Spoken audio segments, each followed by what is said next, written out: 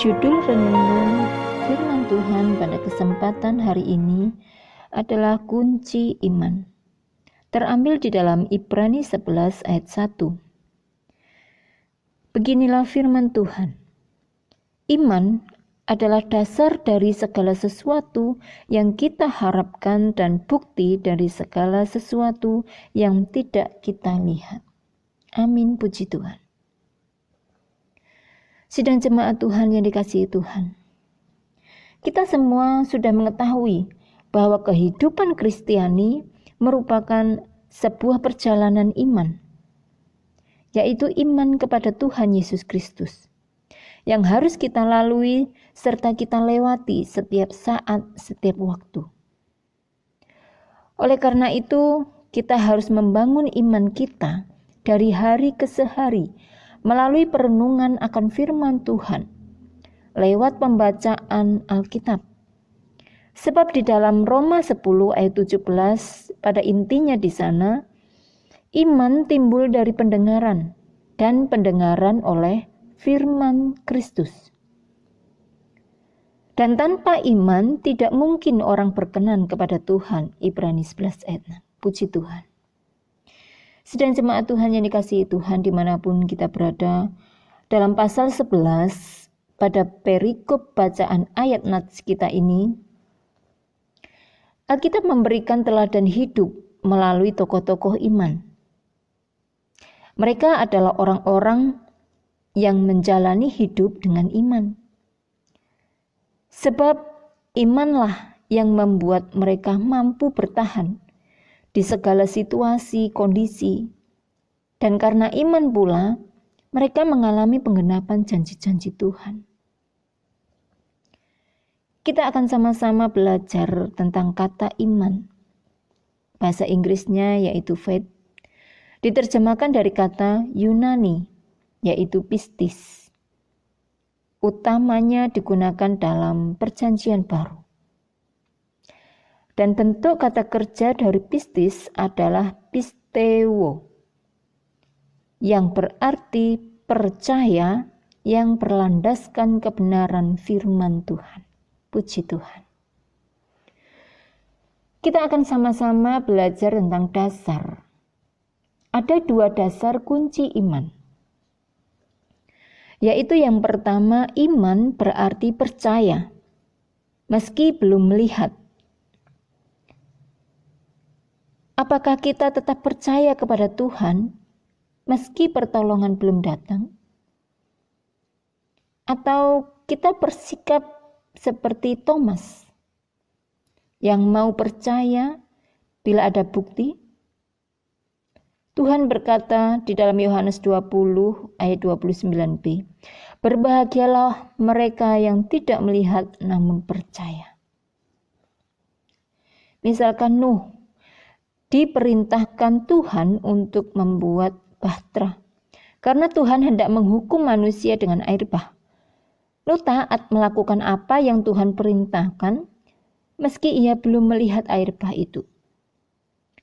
Dan bahkan Nuh harus mengalami pergumulan yang berat, karena orang-orang sezamannya itu mengejek, mencemooh, dan menganggap tindakannya itu suatu kebodohan. Dan akhirnya ketika air bah itu benar-benar datang dan menenggelamkan bumi, hanya Nuh dan keluarganya saja yang selamat. Puji Tuhan. Dasar yang kedua dari kunci iman kita, yaitu taat melakukan kehendak Tuhan, apapun resikonya. Pada umumnya banyak orang Kristen hanya menuntut agar Tuhan segera menjawab doanya, menyembuhkan sakitnya, dan memulihkan ekonominya. Tapi mereka tidak mau taat melakukan kehendak-Nya. Tidak mau taat melakukan kehendak Tuhan, perintah Tuhan. Tidak mau taat melakukan firman Tuhan. Misalkan seorang Abraham yang taat ketika diperintahkan Tuhan untuk meninggalkan negeri dan sanak saudaranya dan pergi ke tempat yang tidak diketahuinya.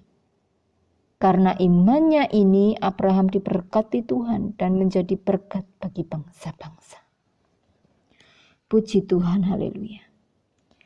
Kesimpulan pada renungan kita di kesempatan ini terambil di dalam Yakobus 2 ayat 20. Firman Tuhan, "Hai manusia yang bebal, maukah engkau mengakui sekarang bahwa iman tanpa perbuatan adalah iman yang kosong?" Saya mengajak mari semua sidang jemaat Tuhan, orang-orang yang percaya kepada Tuhan, kita sepatutnya kita gunakan kunci iman itu. Sekalipun kita belum melihat, kita harus percaya, serta dengan ketaatan kita itu pasti ada faedahnya, ada manfaatnya, mendapatkan berkat. Sebab iman tanpa perbuatan adalah kosong, sia-sia. Sekali lagi, kita harus tetaplah percaya dan taat saja. Amin, puji Tuhan. Mari kita sepakat di dalam doa. Pujian, syukur, dan kemuliaan hanya bagi Allah Bapa yang di surga, yaitu Tuhan Yesus Kristus. Terima kasih Bapa, terima kasih Yesus. Terima kasih Tuhan, firman-Mu di kesempatan ini telah mengingatkan kami untuk kami hidup dalam iman Yesus. Dan menguatkan kami untuk kami tetap percaya kepada Tuhan Yesus Kristus. Dan tetap percaya pada setiap janji-janji firman Tuhan. Karena firman-Mu ya dan amin. Terima kasih Bapa, kami percaya kepada Engkau.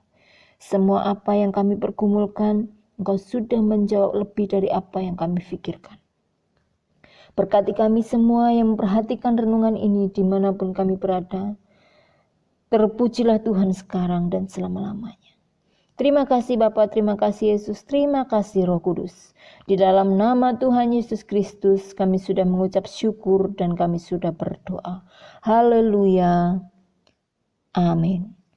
Tuhan Yesus memberkati kita semua.